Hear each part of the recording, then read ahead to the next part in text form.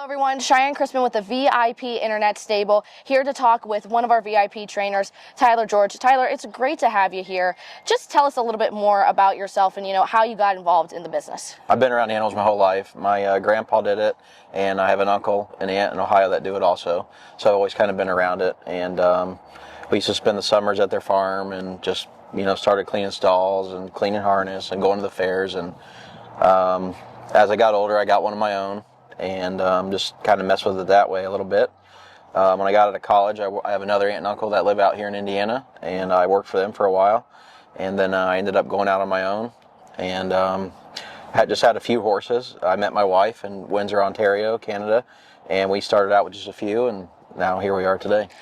And speaking of, it's grown so much from those early 2000s until now. You've had 6 consecutive leading trainer titles, plus you've had your highest earning year to date with over $2.8 million in earnings. And not only that, you had 2 Indiana Sire Stakes Super Final champions. So heck of a year you've been having here. Now we're going to start off and start talking about Brookview Hot Rod. This was a $17,000 Midwest yearling sale purchase. All the shares on this guy are sold out, but talk about, there's a cool story behind this one. Yeah, we have his older brother, Brookview Bolt. They paid a lot of money for him privately out of a blooded horse sale at one time. And he's a little red horse. We liked him at the sale, so we bought him. And he was, fairly inexpensive, I think, at that price. Want to take a shot on him. He hasn't done anything wrong. He just, goes straight down the track. He's doing good. Now, you did add an equipment change to him. It was the fly mask. When you are handling yearlings, 2-year-olds, I should say, when is it time, do you think, to add a piece of equipment or remove a piece of equipment, in your opinion? Well, let's try to start him off as basic as we can, and then we had just a blind bridle on him, and for so long he was just kind of shying away from this and that, and we're at the middle of February now, so we got to get moving. So I just added it on there, and he's straightened right up and pays a lot more attention now. So we might just keep his attention a little bit, and now we can get going forward.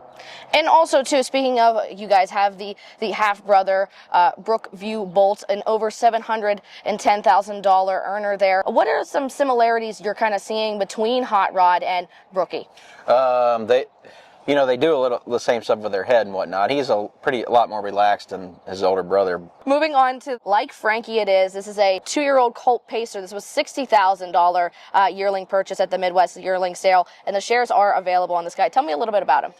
We looked at him at the sale. He wasn't one that was originally on our list, but John Federa, who had part of Nancy, and he kind of brought him to my attention a little bit, and I went and looked at him. He looked good, and he looked really good at the sale, and he still does look good. So we went ahead and took a shot on him.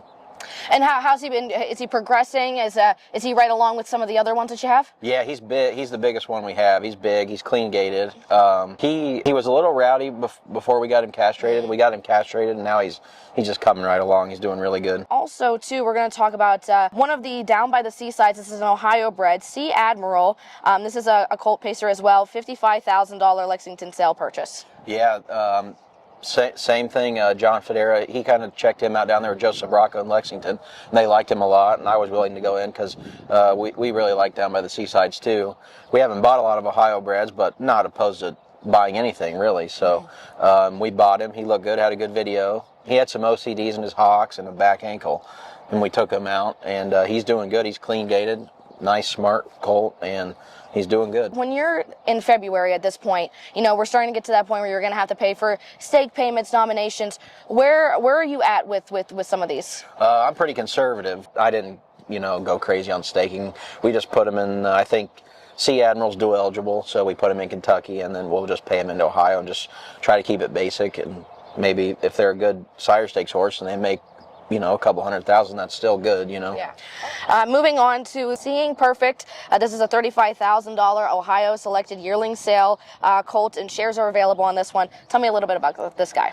I went over the Ohio sale, and I liked the way he looked, and so we took a shot on him. He's doing good. He's not very big, but he's put upright, and he's got a good attitude, and he's pretty handy. I like him. He's going to be quick, which is probably pretty important for over there. All right, so now we're going to move on, and we're going to talk about some of the aged horses you have for VIP. Going to start off, of course, with Casey Isle. Kind of take us through her 2-year-old year now, and going into now her 3-year-old season.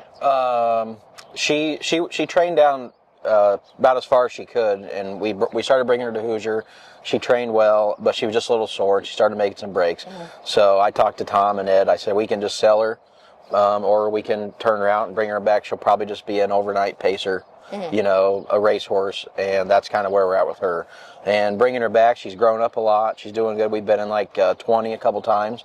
I would say we'll probably try to qualify her the middle of March or 1st of April. Let's move on to the next age horse you have here for VIP, and that is Brookview Bolt.